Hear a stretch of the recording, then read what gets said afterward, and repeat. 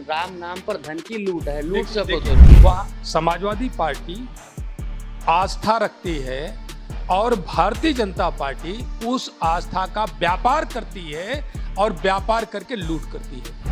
एक एक ईंट में घोटाला हुआ। अभिनंदन लोढ़ा ने 5 लाख प्रति बिस्वा जमीन लिया और आज की तारीख में उनका विज्ञापन आप देख लो तो 1,70,00,000 पर बिस्वा जमीन वो बेच रहे हैं। कांधा गौशाला में एक प्रताप हाइट्स नाम की जो ब्लैक लिस्टेड कंपनी है, उसने भूसा घोटाला किया, चारा घोटाला किया।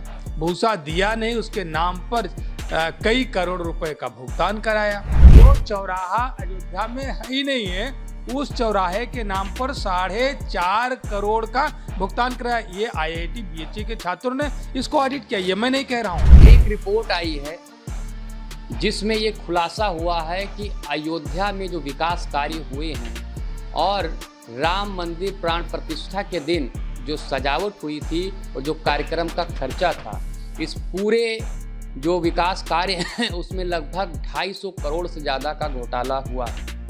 इसको लेकर समाजवादी पार्टी और आम आदमी पार्टी ने मोर्चा खोल दिया है और ये दावा किया है कि इससे भी बड़ा घोटाला अयोध्या में हुआ है। हमारे साथ बात करने के लिए समाजवादी पार्टी के सीनियर नेता, विधानसभा में उप सचेतक RK वर्मा हैं। सर, अयोध्या जो कि ड्रीम माना जाता था भाजपा का, उसके नाम पर चुनाव भी था, नारा भी था, बहुत बड़ी बड़ी भीड़ भी आई। अब जो रिपोर्ट आई है उससे क्या कहना चाहते हैं?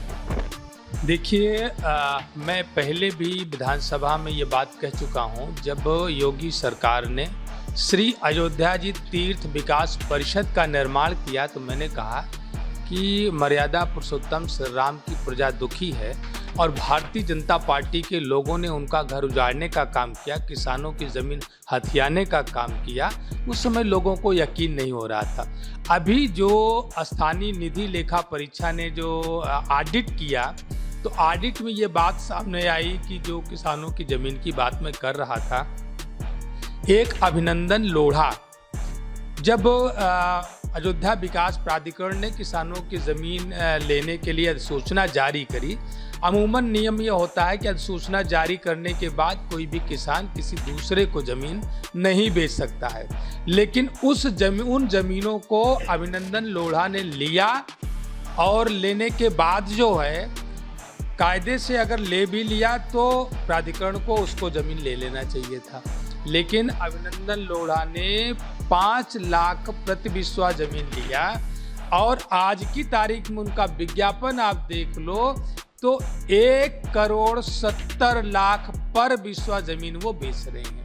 तो आप समझ सकते हैं कि अयोध्या के नाम पर जो तीर्थ विकास परिषद बनाया गया, वहाँ पर जो पर्यटन बढ़ा, उससे बड़े बड़े व्यापारी किस तरीके से अयोध्या की जनता को ठगने का काम कर रहे हैं। और भारतीय जनता पार्टी के नेताओं और सरकारी तंत्र, जो विशाल सिंह अभी सूचना निदेशक यहाँ पर बने हुए हैं, ये वहाँ पर BC रहे हैं, नगर आयुक्त भी रहे हैं, इनकी उपस्थिति में, इनके कार्यकाल में जो जब वहाँ पर प्राण प्रतिष्ठा का कार्यक्रम हुआ था तो 4,305 परियोजनाएं बनी थी और उन परियोजनाओं के नाम पर लूट हुई। अभी आपने कांधा गौशाला का मामला सुना होगा।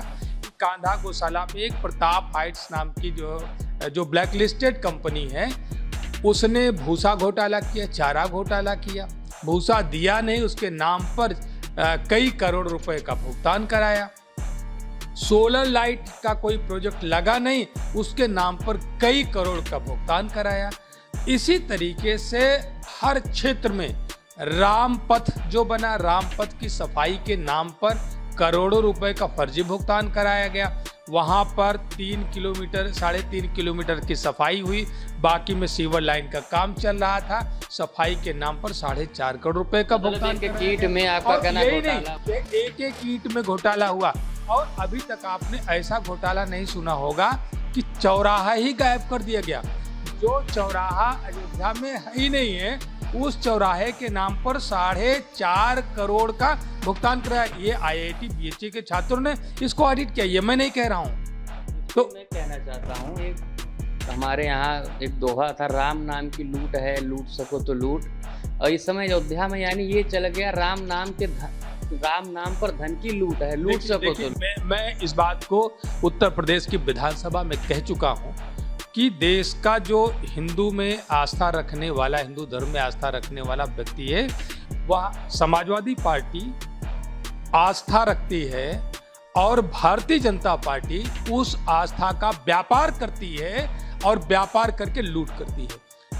जो भारतीय जनता पार्टी के नेता, वहाँ का जो मेयर है वो गिरीशपति त्रिपाठी समथिंग नाम है, उसने कितनी बड़ी लूट करी।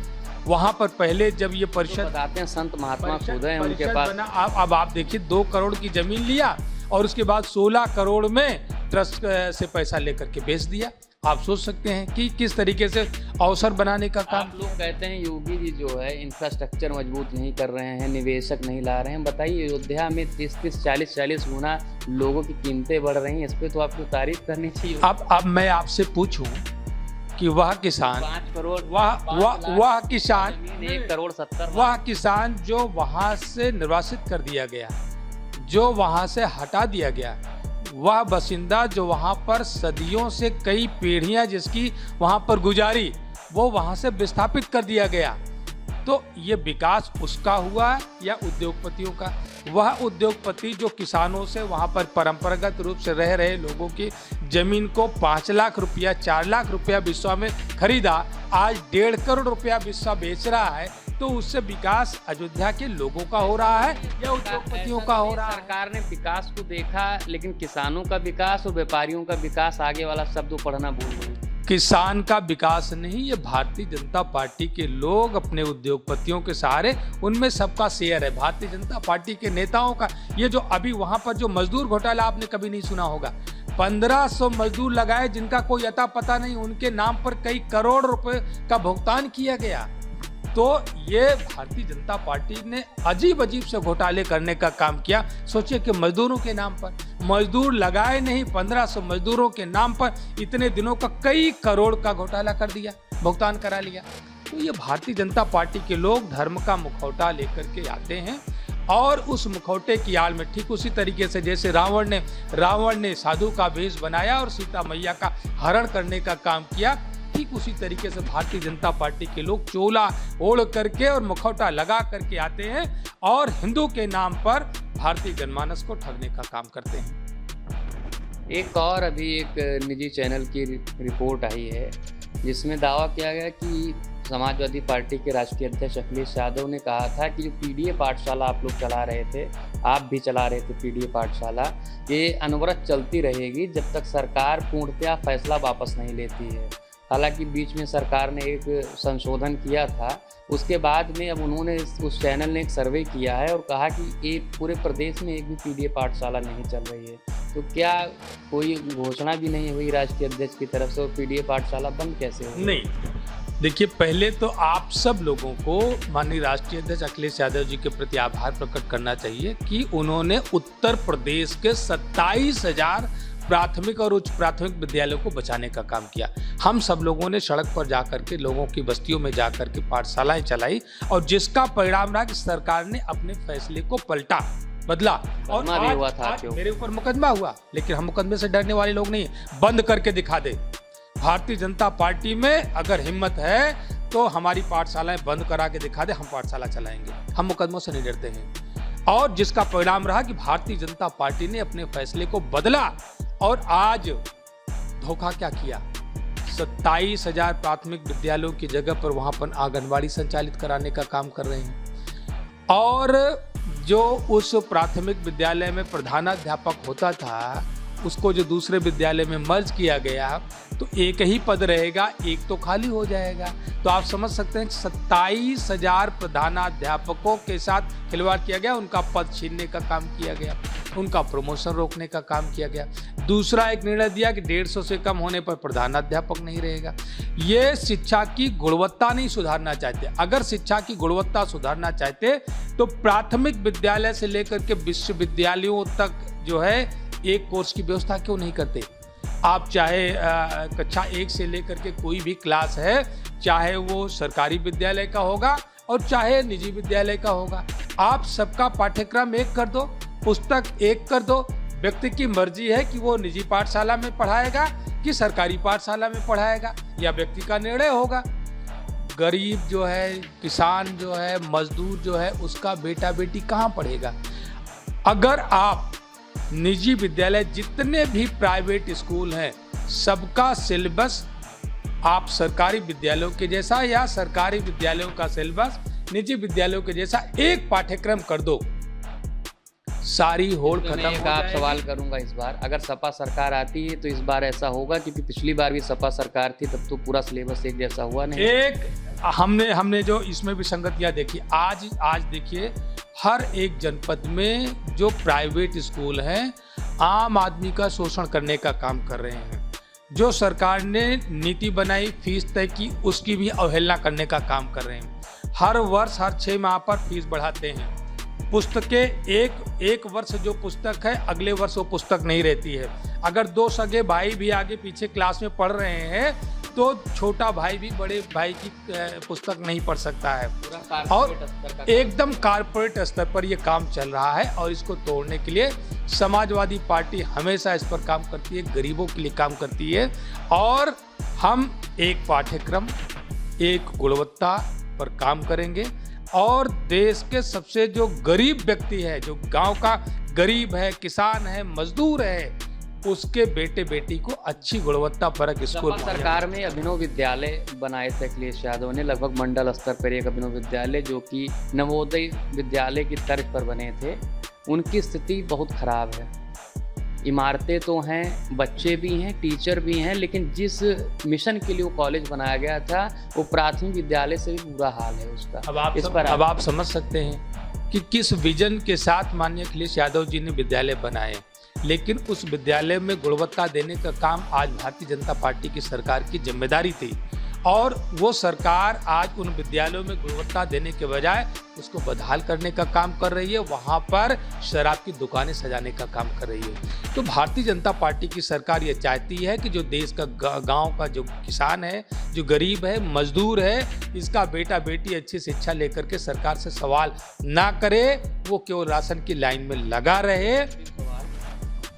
सपा सांसद इकरा हसन, उनका भी एक बयान वायरल हुआ है। एक मंदिर का मामला था जहां पर कुछ एक संप्रदाय के लोगों ने उनका विरोध किया था, फिर वो वहां गांव पहुंचे और उन्होंने भावुक बयान दिया, जिसमें कहा है कि मुझे आतंकवादी तक कहा गया। और एक बड़ा आपत्तिजनक, उन्होंने कई आपत्तिजनक शब्द भी जो कि नहीं बताए जा सकते हैं।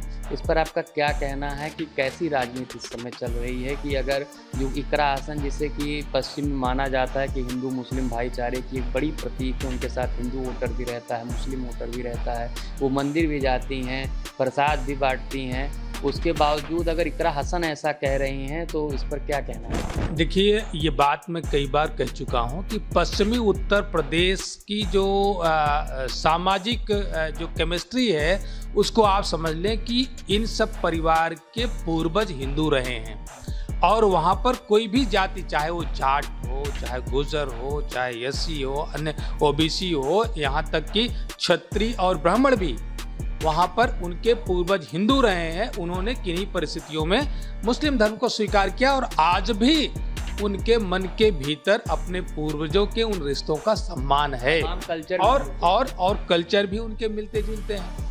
आज उनकी सभ्यताएं भी वही है, और अपने जो सामाजिक कार्यक्रम है, शादी विवाह से लेकर के बहुत सारे आयोजन हैं, वो पुरानी परंपराओं का ही निर्वहन करते हैं, चाहे वो हिंदू बन गया हो, चाहे वो मुस्लिम बन गया हो। लेकिन यह भारतीय जनता पार्टी सांप्रदायिक बंटवारा करके अपनी राजनीतिक रोटी सेकने का काम कर रही है, और ऐसे राजनीतिक शख्सियत जो एक धर्म निरपेक्षता की भावना को लेकर के समाज में जाती हैं और एक अच्छा जाति और मजहब के बीच में भाईचारा बनाने का प्रयास करती हैं, उन पर सत्ता पोषित अपराधियों के द्वारा इस तरीके के कमेंट्स किए जाते हैं, जिससे वो आहत है।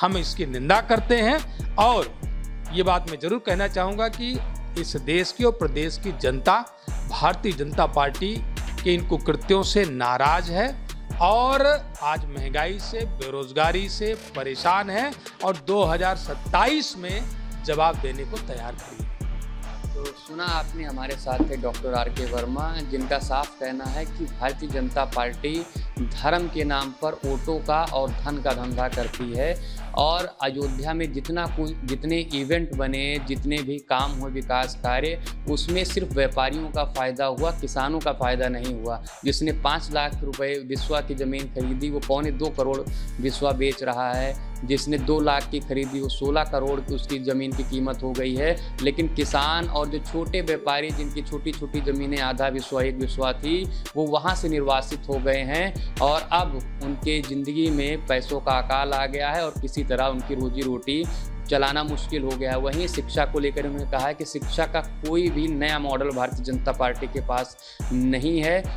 अगर वो चाहती है कि गरीब का बेटा गरीब रहे, अमीर का बेटा अमीर रहे, और अगर ऐसा नहीं चाहती है तो एक सिलेबस, चाहे निजी विद्यालय हो और चाहे सरकारी विद्यालय हो, हर जगह एक सिलेबस होना चाहिए। कैमरामैन आलोक के साथ रमन मिश्रा, NTTV भारत। देश दुनिया की ताज़ा तरीन खबरों से रूबरू होने के लिए सब्सक्राइब कीजिए आपका अपना चैनल NTTV भारत।